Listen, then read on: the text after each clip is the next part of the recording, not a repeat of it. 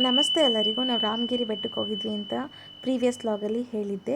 ಆ continue log ಆಗಿರುತ್ತೆ. ರಾಮಗಿರಿಗೆ ನಾವು ಯಾವಾಗಲೂ ಹೋದಾಗ ಕರಸಿದ್ದೇಶ್ವರ ಸ್ವಾಮಿ, ವೀರಭದ್ರೇಶ್ವರ ಸ್ವಾಮಿ ದರ್ಶನ ಮಾಡ್ಕೊಳ್ತಾ ಇದ್ವಿ, ಬರ್ತಾಯಿದ್ವಿ.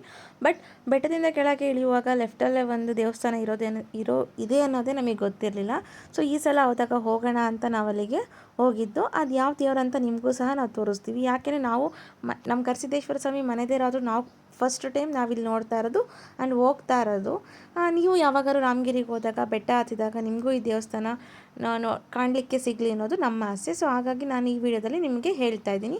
ಇದು ಬಂದು ಯಾವ ದೇವರು ಅಂತ ನಿಮಗೆ ಮುಂದೆ ಹೇಳ್ತೀನಿ. ಹಾಗೆ ನೋಡಿ, ಇಲ್ಲಿ ಅಜ್ಜಿಯೊಬ್ಬರು ಕಾಯ್ಕೊಂಡು ಕೂತಿದ್ರು. ಯಾಕೆ ಅಂದರೆ ಒಳಗಡೆ ಪೂಜೆ ಏನೋ ಆಗಿತ್ತು, ಅರೆ ತೀರ್ಥ ಕೊಡಲಿಕ್ಕೆ, ಪ್ರಸಾದ ಕೊಡಲಿಕ್ಕೆ ಯಾರೂ ಇರಲಿಲ್ಲ ಅಂತ. ಯಾಕೆಂದರೆ ಗರ್ಭಗುಡಿ ಒಳಗಡೆ ಹೆಣ್ಮಕ್ಳು ಹೋಗೋ ಆಗಿರಲ್ವಲ್ಲ, ಹಾಗೆ. ಇಲ್ಲಿರೋ ದೇವ್ರು ಬಂದು ಭೈರೇಶ್ವರ ಸ್ವಾಮಿ ದೇವಸ್ಥಾನ. ನಾವು ಹೋಗಿದ್ದು ಭಾನುವಾರ ಆಗಿದ್ದರಿಂದ ಭೈರ ದೇವ್ರದ್ದು ವಾರ ಆಗಿತ್ತು. ಹಾಗಾಗಿ ತುಂಬ ಚೆನ್ನಾಗಿ ಅಲಂಕಾರ ಮಾಡಿದರು, ಪೂಜೆ ಎಲ್ಲ ಮಾಡಿ ಹೋಗಿದ್ರು.